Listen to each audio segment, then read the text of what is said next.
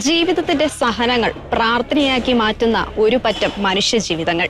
ഇവരെ ഒന്നിച്ചു കൂട്ടുകയാണ് സഹനപ്പൂക്കൾ എന്ന പരിപാടിയിലൂടെ ജെറുസലേം ധ്യാനകേന്ദ്രത്തിന്റെ ഡയറക്ടർ ഫാദർ ഡേവിസ് പട്ടത്ത്. ഒരുപാട് കഴിവുകൾ ഉണ്ടായിട്ടും 4 ചുവരുകൾക്കുള്ളിൽ കഴിയേണ്ടി വന്ന ജീവിതങ്ങൾ പുറം ലോകം കാണുകയാണ്. അവരെല്ലാവരും വർഷത്തിലൊരിക്കൽ ഈ ധ്യാനകേന്ദ്രത്തിൽ വന്ന് ദൈവവചനം കേൾക്കുകയും കൂടുതൽ ഊർജ്ജസ്വലരായി സഭയ്ക്കും സമൂഹത്തിനും വേണ്ടി തങ്ങളുടെ സഹനങ്ങൾ പ്രാർത്ഥനകളാക്കി മാറ്റുകയാണ് ചെയ്യുന്നത്. അവരുടെ ജീവിതങ്ങൾ നമുക്കൊന്ന് കണ്ടു നോക്കാം.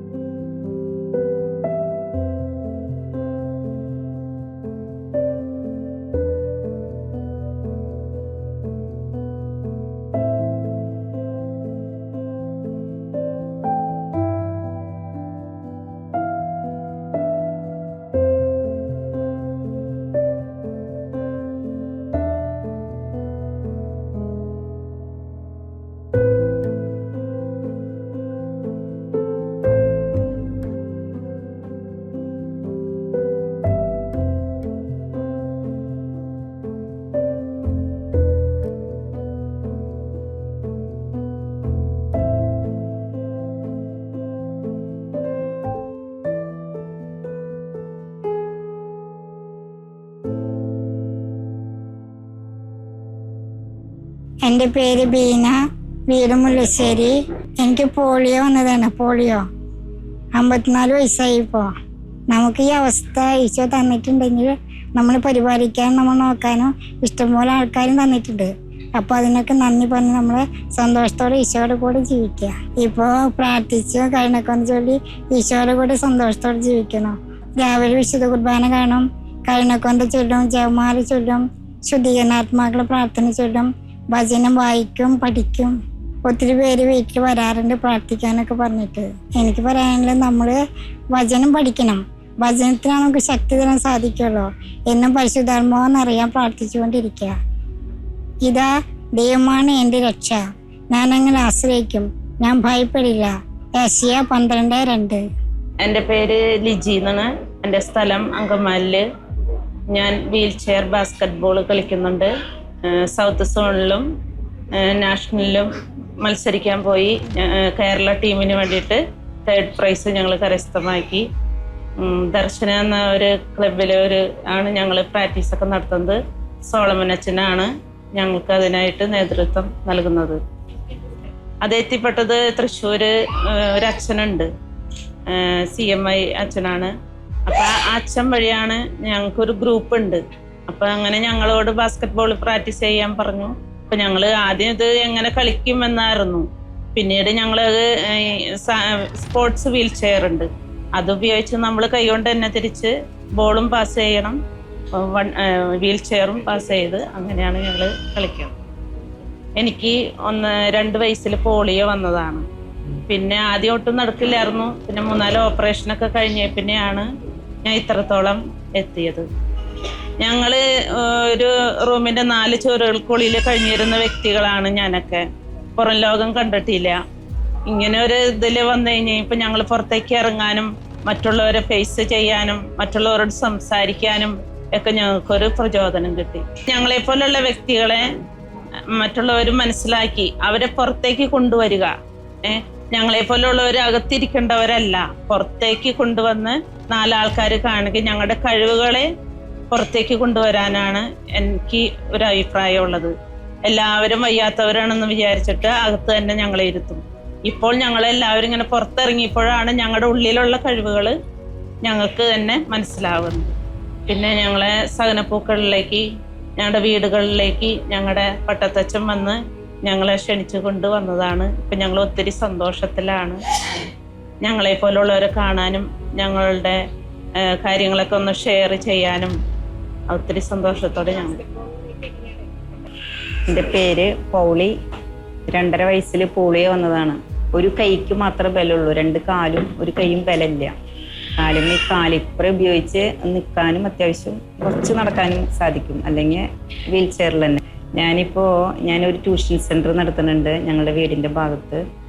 അങ്ങനെ കുറേ കുട്ടികൾക്ക് വിദ്യാഭ്യാസം കൊടുക്കുന്നു. ഞാൻ പഠിപ്പിച്ച മക്കൾ, അതാണ് എൻ്റെ ഒരു സമ്പാദ്യം. എൻ്റെ ഏറ്റവും വലിയ സമ്പാദ്യം എൻ്റെ മക്കളാണ്. അതിൽ കുറേ വൈദികരും സിസ്റ്റേഴ്സും ഡോക്ടേഴ്സ് അങ്ങനെ കുറേ പേരുകൾ എനിക്ക് വിദ്യാഭ്യാസം കൊടുക്കാനായിട്ട് സാധിച്ചിട്ടുണ്ട്. 2.5 വയസ്സിലാണ് വന്നത്. എനിക്ക് പഠിക്കാൻ ഭയങ്കര ആഗ്രഹമായിരുന്നു. അപ്പോൾ കോൺവെൻറ്റിൽ 4ാം ക്ലാസ് വരെ ഒരു കോൺവെൻറ്റിൽ മുണ്ടത്തിക്കോട്, അതിനുശേഷം 5ാം ക്ലാസ് മുതൽ BCom കഴിയണ വരെ ചാലക്കുടി ശാന്തി ഭവനിൽ, അതിനുശേഷം മദ്രാസിൽ പോയിട്ട് കമ്പ്യൂട്ടർ പഠിക്കാനായിട്ട് എനിക്ക് സാധിച്ചു. അതിനുശേഷമാണ് ഞാനൊരു ട്യൂഷൻ സെൻറ്റർ നടത്തിയത്. വീട്ടിലെ കാര്യങ്ങൾ ഞാൻ എല്ലാ കാര്യങ്ങളും ഞാൻ ചെയ്യും. അത് ചെറുപ്പം മുതലേ അതിനുള്ള ട്രെയിനിങ്ങും കോൺവെൻറ്റിൽ നിന്നൊക്കെ ഞങ്ങൾക്ക് കിട്ടിയിട്ടുണ്ട്. അപ്പോൾ അതിൻ്റെ ഫലമായിട്ട് എല്ലാ കാര്യങ്ങളും തന്നെ ചെയ്യും. ആരും അങ്ങനെ ആശ്രയിക്കാറില്ല. അപ്പോൾ ഇത്രയും നാളായിട്ട് അങ്ങനെ ആശ്രയിക്കാറില്ല. പിന്നെ എനിക്ക് തനിച്ച് യാത്ര ചെയ്യണം, എൻ്റേതായ കാര്യങ്ങൾ തന്നെ ചെയ്യണം എന്നൊക്കെ എനിക്ക് ഭയങ്കര ആഗ്രഹമായിരുന്നു. അതിൻ്റെ ഫലമായിട്ട് ദൈവാനുഗ്രഹത്താൽ എനിക്കൊരു വണ്ടി വാങ്ങാൻ, ഒരു 4 വീലർ കാറ് വാങ്ങാനായിട്ട് എനിക്ക് സാധിച്ചു. അതിൻ്റെ ഫലമായിട്ട് ഞാൻ വണ്ടി ഓൾട്ടർ ചെയ്തിട്ട് എൻ്റെ ഇതിലാക്കിയിട്ട് ഞാൻ ഇപ്പോൾ എവിടെ വേണമെങ്കിലും ഞാൻ യാത്ര ചെയ്യും. എത്ര ദൂരം വേണമെങ്കിലും ഞാൻ തന്നെ പോകും.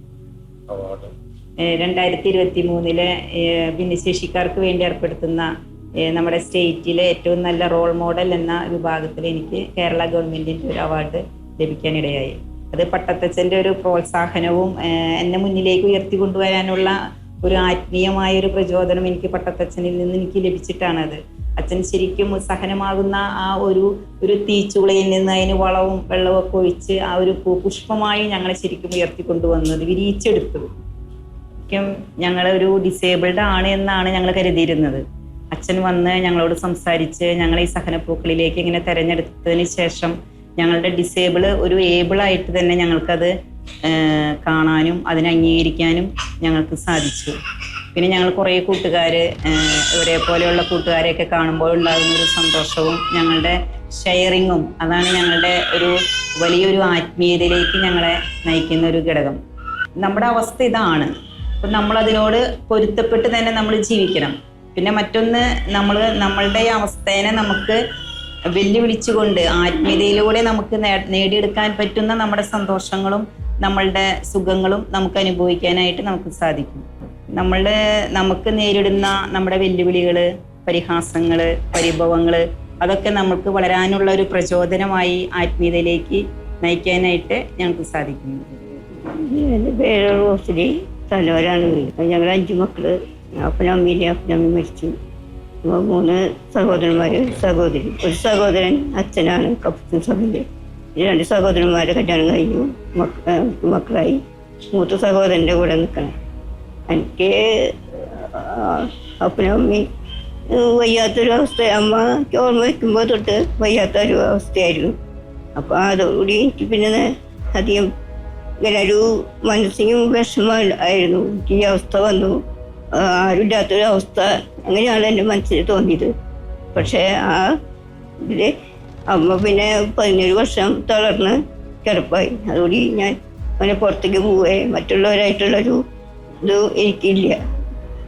ഒരു മാനസികാവസ്ഥയിലായിരുന്നു. പിന്നെ ഞാൻ മുഴുവനും അതിന് സമയത്താണ് പിന്നെ അച്ഛനമ്മയും പെട്ടെന്ന് മരിച്ചു.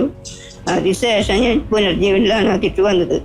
അവിടെ വന്ന് കണ്ടപ്പോഴാണ് എനിക്ക് മനസ്സിലായത് എനിക്കെല്ലാ കുറവുകളും മുഴുവനും ഇതിലും വിഷമത്തിൽ കഴിയുന്ന ഈ മക്കളെ കണ്ടപ്പോൾ എൻ്റെ നിരാശ വിട്ടുപോയി. എൻ്റെ മാനസികമായ ആ വിഷമമൊക്കെ വിട്ടുപോയി. ഞാൻ അവർക്ക് വേണ്ടിയിട്ട് കൂടുതൽ പ്രാർത്ഥിക്കാനും അവരെ സന്തോഷിപ്പിക്കാനാണ് ഞാൻ പിന്നെ ശ്രമിച്ചത്. അപ്പോൾ എനിക്ക് ആ വിഷമമില്ല. ഇപ്പോൾ അവരെ കാണുമ്പോൾ, ഓരോരുത്തരെയും കാണുമ്പോൾ ഞാൻ അവരോട് പറയും, ദൈവത്തിന് നമുക്ക് കൂടുതൽ ഇഷ്ടമാണ്, അതുകൊണ്ടാണ് നമുക്ക് ഈ അവസ്ഥ വന്നത്, അതുകൊണ്ട് നമ്മൾ അവർക്ക് വേണ്ടി പ്രാർത്ഥിക്കുക. ഞാൻ കൂടുതൽ ഇപ്പോൾ മറ്റുള്ളവർക്ക് വേണ്ടിയാണ് പ്രാർത്ഥിക്കുന്നത്. എനിക്കോ എൻ്റെ വീട്ടുകാർക്കായിട്ടല്ല ഞാൻ പ്രാർത്ഥിക്കുന്നത്.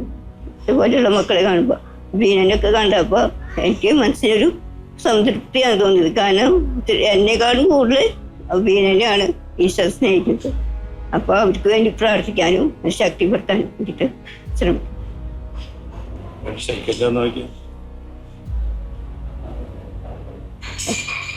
നിൽക്കുമോ? നിൽക്കും. ഒന്ന് നിന്നോളട്ടെ.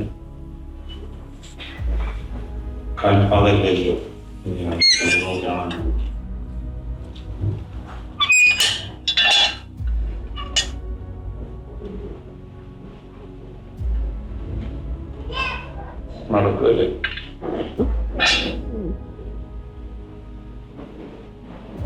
പാദമില്ലാത്തവർക്ക് യേശുവാണ് പാദം, കൈയില്ലാത്തവർക്ക് യേശുവാണ്. തീർച്ചയായിട്ടും സാക്ഷ്യം. എൻ്റെ പേര് ഡോളി ജോസ്. മാളയിലാണ് വീട്. വീട്ടിൽ ഞങ്ങൾ 9 പേരുണ്ട്. എനിക്ക് BCom കഴിഞ്ഞ് കമ്പ്യൂട്ടർ കോഴ്സ് പഠിക്കുന്ന സമയത്താണ് പതുക്കെയാണ് തുടങ്ങിയത്. ആദ്യം നടക്കാനൊന്നൊരു പ്രശ്നം ഉണ്ടായില്ല. പിന്നെ ഇടയ്ക്ക് വീഴുമായിരുന്നു. ആ സമയത്ത് ഞാൻ വിചാരിച്ചു കുഴപ്പമൊന്നുമില്ല, ഭക്ഷണത്തിന്റെ കുറവുകളൊക്കെ ആയിരിക്കും എന്ന് വിചാരിച്ചു. പക്ഷെ അസുഖമുള്ളത് പിന്നീടാണ് മനസ്സിലായത്. നമ്മുടെ ശരീരത്തിലെ മസിലുകൾ വീക്കായി പോകുന്ന ഒരു അപൂർവ രോഗമാണ്. അപ്പോൾ മസിൽ ഡിസ്ട്രോഫി എന്ന് പറയും. അങ്ങനെ കുറേ ചികിത്സകളൊക്കെ ചെയ്തു. അതിലൊന്നും ഒരു വലിയ കാര്യമൊന്നും കണ്ടില്ല. അവസാനം ദൈവത്തിലേക്ക് ഒരു നോട്ടം നമ്മൾ നോക്കി. പള്ളിയിലൊക്കെ പോകാനായിട്ട് കുറച്ച് ബുദ്ധിമുട്ടുകൾ ഉണ്ടായെങ്കിലും വീട്ടിൽ എല്ലാവരും ഭയങ്കര സപ്പോർട്ടോട് കൂടിയിട്ട് എങ്ങനെയെങ്കിലും ഞാൻ തോളത്തൊക്കെ പിടിച്ച് കുരിശ് വന്നതുപോലെ നടന്ന് പള്ളിയിലേക്ക് പോയതാണ്. അവിടെ ചെല്ലുമ്പോഴും അച്ഛന്മാരുടെ വലിയൊരു സപ്പോർട്ടുണ്ട്. എന്ത് ചെയ്തു തരാനും അവർക്ക് യാതൊരു പടിയുണ്ടായില്ല. പിന്നെ ഞാൻ ഇവിടെ ആഴ്ചയിൽ പരമാവധി അച്ഛൻ വിളിക്കുമ്പോഴൊക്കെ പരമാവധി വ്യാഴാഴ്ച ദിവസങ്ങളിൽ പട്ടണത്തിൻ്റെ അടുത്തേക്ക് കുർബാനയ്ക്കായിട്ട് ഇവിടെ എത്തും. അത് വലിയൊരു സന്തോഷമാണ്. ഒത്തിരി സ്നേഹത്തോടെ ഓർക്കാൻ ജെറുസലേം കൂടാത്തെ. കാരണം ഞങ്ങളെ പോലെയുള്ളവർക്ക് ഇങ്ങനെയൊരു അവസരം തരാനായിട്ട് വലിയൊരു സന്മനസ് കാണിച്ചതുപോലെ ഞങ്ങളുടെ വീടുകളിൽ നഷ്ടപ്പെട്ട മക്കളെ തേടി വന്ന ഒരു ഇടയിലാണ്. പട്ടത്തച്ഛനെ കണ്ടപ്പോൾ ഒത്തിരി സന്തോഷം തോന്നി ജീവിതത്തിൽ. കാരണം ഞങ്ങൾ പുറം ലോകമൊന്നും കാണാതെ വീടിൻ്റെ ഉള്ളിൽ തന്നെ കഴിയേണ്ട ഒരു അവസ്ഥയായിരുന്നു. കാരണം വീട്ടുകാർക്കൊന്നും അത്ര എങ്ങനെ കൊണ്ടുപോകാൻ എപ്പോഴും പറ്റില്ല, സാധിക്കില്ല. പക്ഷെ അച്ഛൻ ആ ഒരു വലിയൊരു സന്മനസ്സിന് അച്ഛനോട് ദൈവത്തിനോടും നന്ദി പറയാം. സന്തോഷമാണ്. കാരണം ഒത്തിരി മക്കള് നമ്മുടെ ഒപ്പം കൂടെ ഉണ്ട്. അതുപോലെ എല്ലാവരുടെയും വലിയൊരു സപ്പോർട്ടുണ്ട്. രാവിലെ എഴുന്നേറ്റ് രാവിലെ എന്ന് വെച്ച് കഴിഞ്ഞാൽ എനിക്ക് ഉറക്കം കുറവാണ്. ഉറക്കം തീരെ ഇല്ല എന്ന് തന്നെ പറയാം. കാരണം കിടക്കാൻ പറ്റില്ല. അമ്മ ഏത് നേരം അങ്ങോട്ടും ഇങ്ങോട്ടൊക്കെ തിരിച്ച്, അതുപോലെ ചേച്ചിയുണ്ട്, ചേട്ടൻ്റെ ഭാര്യ. അപ്പോൾ ഏതായാലും തിരിച്ചും വർഷം തരണം. ഉറങ്ങാനായിട്ട് അതിനെ സാധിക്കില്ല. ഉറങ്ങിയിട്ട് 6 വർഷങ്ങളായിട്ടുണ്ട്. സഭയ്ക്കും അതുപോലെ ഇന്ന് നേരിടുന്ന ഒത്തിരി നമ്മുടെ തലമുറകൾ സംഭവിച്ചുകൊണ്ടിരിക്കുന്ന മക്കളുണ്ട്. അതായത് മയക്കം മരുന്നിനും അതിന് കഴിവപ്പെട്ടു പോകുന്ന ഒരുപാട് മക്കളുണ്ട്. അവർക്ക് വേണ്ടിയിട്ടൊക്കെ പ്രാർത്ഥിക്കാറുണ്ട്. അതുപോലെ നമ്മുടെ വൈദികർക്കും സന്യസ്തർക്കും വേണ്ടിയിട്ട്. കാരണം നമ്മുടെ ജീവിതത്തിൽ എല്ലാ ദൈവവും അറിയാതെ നമുക്കൊന്നും സംഭവിക്കില്ല. എല്ലാം ദൈവത്തിനുണ്ട്. സന്തോഷത്തോടു കൂടിയിട്ട് സ്വീകരിക്കുക.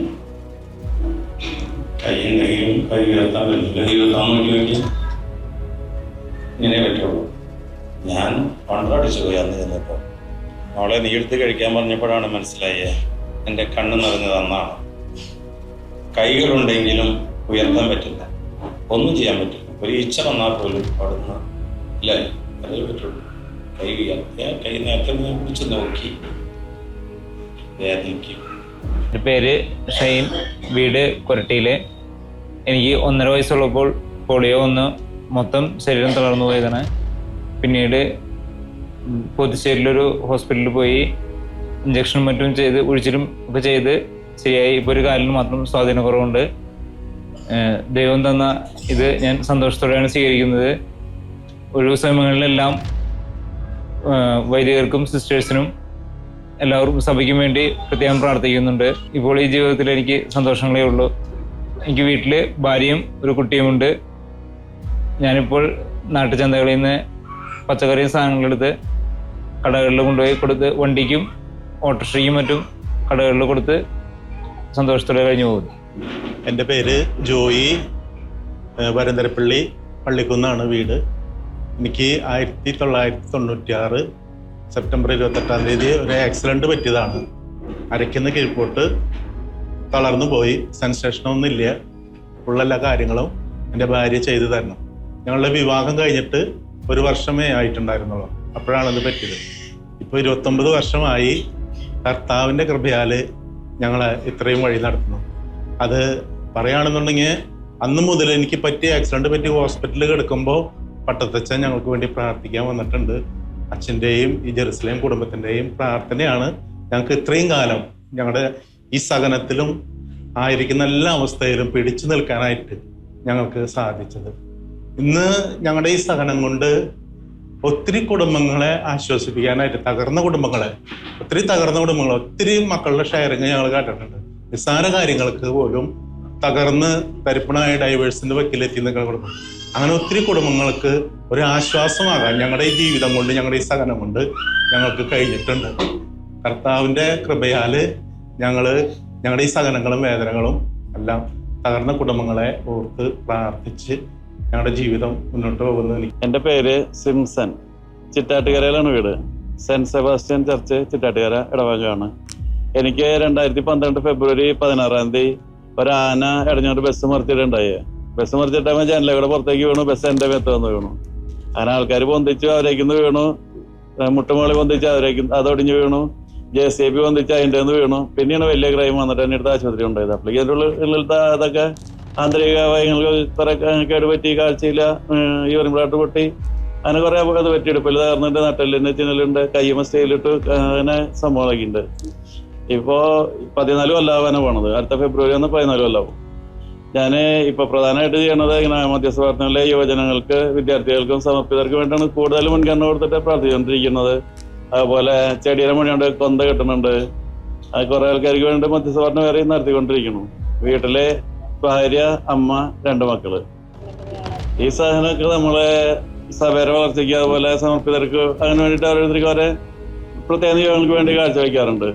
അവരോട് നിരാശയിൽ കഴിയണവരോട് എനിക്ക് പറയാനുള്ളത്, നിരാശ ഉണ്ടായിട്ടും അതുപോലെ ടെൻഷൻ അടിച്ചിട്ട് ഒന്നും നേടാനില്ല.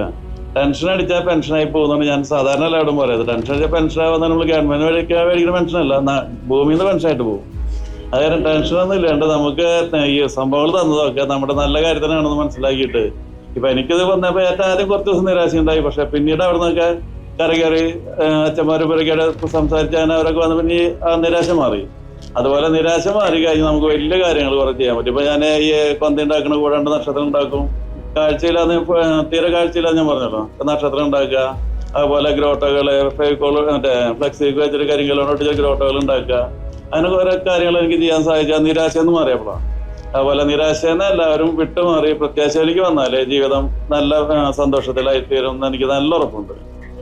ഇത് ജെറൂസലം വചന കൂടാരത്തിലെ സഹനപ്പൂക്കൾക്ക് വേണ്ടി ഒരു മനസ്സോടെ, ഒരു ഹൃദയത്തോടെ, ഒരു പ്രാർത്ഥനയോടെ സഹായിക്കുന്ന മക്കളാണ്. എൻ്റെ പേര് അൽഫീന, ഞാൻ കുരിയച്ചിറയിൽ നിന്ന് വരുന്നു. ആദ്യമായിട്ടാണ് ഞാൻ ജെറുസലേമിൽ ശുശ്രൂഷയ്ക്ക് വരുന്നത്. ശുശ്രൂഷയ്ക്ക് വന്നപ്പോൾ തന്നെ എനിക്ക് സഹനപ്പൂക്കൾ എന്ന് പറയുന്ന ശുശ്രൂഷയാണ് കിട്ടിയത്. രോഗികളും നിരാലംബരായിട്ടുള്ള ആൾക്കാരെ ശുശ്രൂഷിക്കാൻ സാധിച്ചത് ഫസ്റ്റ് ടൈമാണ് ഞാനിങ്ങനെ ഒരു ശുശ്രൂഷയ്ക്ക് നിൽക്കുന്നത്. മനസ്സിൽ വളരെ സന്തോഷം തോന്നി. എനിക്ക് ഒരു അനുഗ്രഹം കിട്ടിയ പോലെ ഒരു ഫീല് അനുഭവപ്പെടുന്നുണ്ട്. എൻ്റെ പേര് ദിവ്യ. വളരെ സന്തോഷം തോന്നി. നമുക്ക് എന്താ പറയുക, 2 കാലം ഉണ്ടായിട്ടും നമ്മൾ ചെയ്യാൻ പറ്റണില്ല. ഇവർക്ക് വേണ്ടി ഇത്രയധികം ചെയ്യാൻ പറ്റിയതിൽ വളരെ സന്തോഷം. ഈശോയിലേറെ സ്നേഹം നിറഞ്ഞവരെ, ഒത്തിരി സന്തോഷത്തോടെയാണ് ഇവിടെ ആയിരിക്കുക. പ്രത്യേകിച്ച് നമ്മുടെ സഹനപ്പൂക്കൾ, ജെറുസലേം വചന കൂടാരത്തിൻ്റെ എല്ലാ അഭിഷേകത്തിൻ്റെ പ്രിയപ്പെട്ട പട്ടത്തച്ഛൻ്റെ ഏറ്റവും വലിയൊരു ആഗ്രഹവും അച്ഛൻ്റെ ഒരു കരുതലുമുള്ള ഒരു കൂട്ടായ്മയാണ്. ദൈവവചനം ഓർക്കുകയാണ് മത്തായിയുടെ സുവിശേഷം 20:40. വചനം പറയുന്ന, ഈ ചെറിയവരിൽ ഒരുവന് നീ ചെയ്തു കൊടുത്തപ്പോൾ അതെനിക്ക് തന്നെയാണ് ചെയ്തതെന്ന ദൈവവചനം. നമ്മുടെ ഏറ്റവും പ്രിയപ്പെട്ട വിശുദ്ധയായ മദർ തെരേസയെ ഇതുപോലുള്ള വചനത്തിൻ്റെ ശക്തിയാലാണ് അമ്മ ഉയർത്തപ്പെട്ടത്.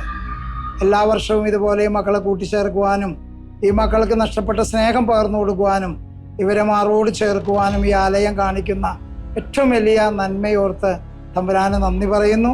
ഇവരുടെ ദുഃഖവും വേദനയും ഒക്കെ കാണുമ്പോൾ നമ്മുടെയൊക്കെ ദുഃഖങ്ങളും സഹനങ്ങളും ഒന്നുമല്ല എന്ന് ഓർമ്മ വരികയാണ്. ഈ മക്കളോടൊപ്പം ആയിരിക്കാം.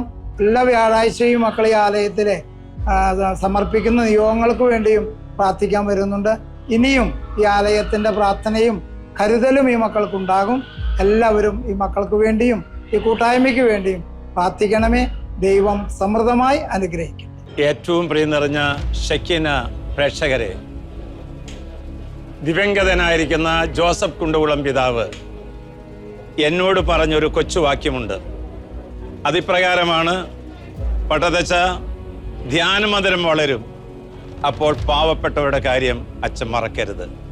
ആ പിതാവിൻ്റെ മുമ്പിലുള്ള സ്നേഹപ്രണാമമാണ് ഇന്ന് ജെറുസലം വചന കൂടാരത്തിൽ ആയിരിക്കുന്ന 100ഓളം വരുന്ന സഹനപ്പൂക്കൾ. അവരുടെ സങ്കടങ്ങൾ ലോകത്തിനു വേണ്ടി, തിരുസഭയ്ക്ക് വേണ്ടി, ലോകത്തിനു വേണ്ടി കാഴ്ചവെച്ചുകൊണ്ട് സന്തോഷമായി ജീവിക്കുന്ന കാണുമ്പോൾ ഇതിനേക്കാൾ ഏറൊരു സന്തോഷം ഉണ്ടാകാനില്ല. കർത്താവിന്റെ വചനം പറയുന്നു, വെളിപ്പെടാനിരിക്കുന്ന മഹത്വത്തോട് തുലനം ചെയ്യുമ്പോൾ ഇന്നത്തെ കഷ്ടപ്പാടുകൾ തുലം നിസ്സാരമായി കരുതുന്ന 100ഓളം വരുന്ന സഹനപ്പൂക്കളാണ് ഈ ഹാളിന്റെ വിവിധങ്ങളായ സ്ഥലങ്ങളിൽ ആയിരിക്കുന്നത്. ഞാൻ അവരെ സ്നേഹിക്കുന്നു, അവർ എന്നെ സ്നേഹിക്കുന്നു. എൻ്റെ ജീവിതത്തിൻ്റെ പ്രതിസന്ധികളിൽ അവരോട് വിളിച്ചു പറഞ്ഞാൽ ഈ 100 പേരും പ്രാർത്ഥിക്കാൻ തുടങ്ങും. ജെറുസലം വചന കൂടാരത്തിലെ ഒരു പ്രാർത്ഥന ബാങ്കാണ് സഹനപ്പൂക്കൾ എന്ന് പറയുന്നത്. തീർച്ചയായിട്ടും അവരുടെ സാന്നിധ്യം വർഷത്തിൽ ഒരിക്കൽ അവരിവിടെ വിളിച്ചുകൂട്ടും. പുറം ലോകം കാണാത്ത മക്കൾക്ക് വേണ്ടി 3-4 ദിവസം ഇവിടെയുള്ള എല്ലാ അച്ഛന്മാരും അവർക്ക് അവൈലബിൾ ആണ്. നല്ല ഒരു വചന പ്രഘോഷണം, കുമ്പസാരം, കൗൺസിലിംഗ്, ആന്തരിക സൗഖ്യ ശുശ്രൂഷ, അനോയിന്റിങ് പ്രയർ ഇവ നടത്തിക്കൊണ്ട് അവരെ ദൈവത്തിൻ്റെ സന്നിധിയിലേക്കും മനുഷ്യ സന്നിധിയിലേക്കും ആനയിക്കാനായിട്ടുള്ള ഒരു എളിയ പരിശ്രമമാണ് സഹനപ്പൂക്കളിലൂടെ നടക്കുന്നത്.